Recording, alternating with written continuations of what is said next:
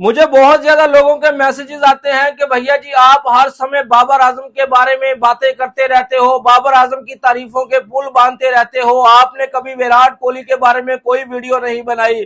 Virat Kohli generation का सबसे बढ़िया बल्लेबाज है। भैया जी बाबर आजम भी इस जनरेशन का बहुत ही क्लासी बल्लेबाज है। मुझे बाबर आजम पसंद है, जाहिर बात है हर किसी की अपनी अपनी चॉइस होती है। नो डाउट विराट कोहली इस जनरेशन का बढ़िया बल्लेबाज है, लेकिन मुझे बाबर आजम की क्लास पसंद है, मुझे बाबर आजम का खेलने का अंदाज पसंद है, तो मैं बाबर आजम ही की बातें करूंगा ना।